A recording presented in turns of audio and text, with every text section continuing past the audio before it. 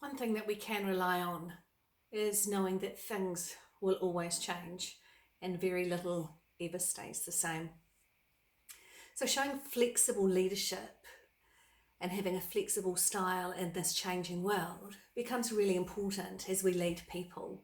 And leading people, it may be professionally in our work team, in the business that we own or the business that we work in, or it may be leading a sports team, a sports group, a leisure group, or leading our family. So we need to have a flexible style. We need to be able to change our behaviour as the situation changes so that we are able to lead effectively as we meet the needs of those that we are leading.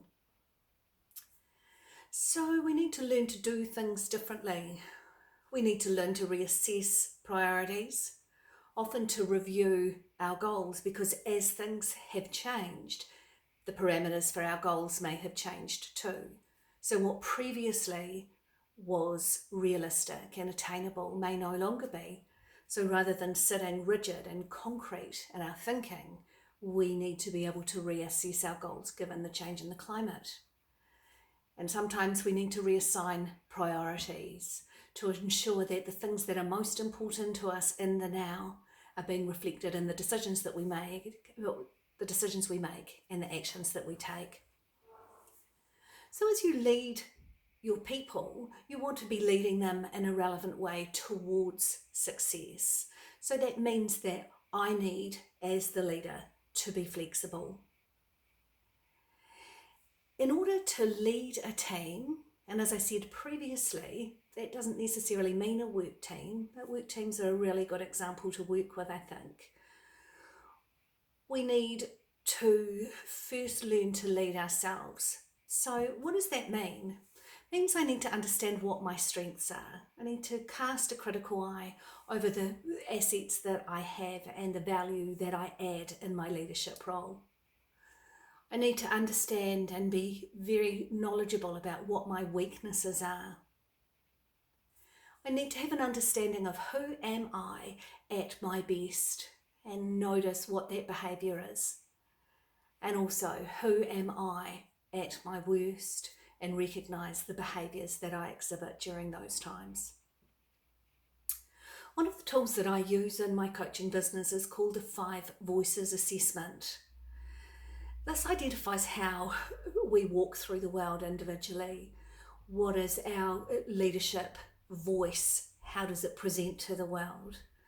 It allows me to understand what my leadership style, my natural style of leadership is. It helps me understand what my leadership voice projects to others. And once we've discovered those things, it helps me to get a really good grip on what it's like to be on the other side of me. And when I recognise that, all of a sudden I have the opportunity to view my behaviour differently and recognise, is this behaviour going to get the best out of that person? So I start to flex my own mindset around my own behaviour and the outcomes that I want for myself and for others. Following that, we need to learn about our team members. Who are they?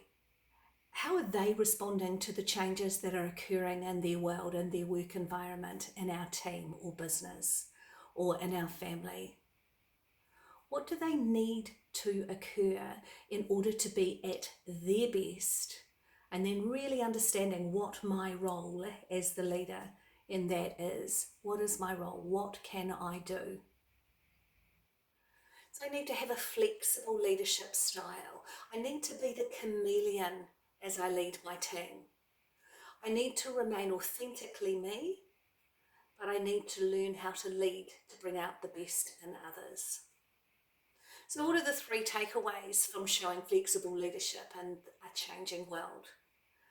First of all, showing flexible leadership will see you and your team not only survive, but thrive. Secondly, you need to know yourself in order to lead yourself first, and then you can successfully lead others. And thirdly, as you recognise what it's like to be on the other side of you, You ensure that you meet your team members' needs where they are at in order to get the best out of them.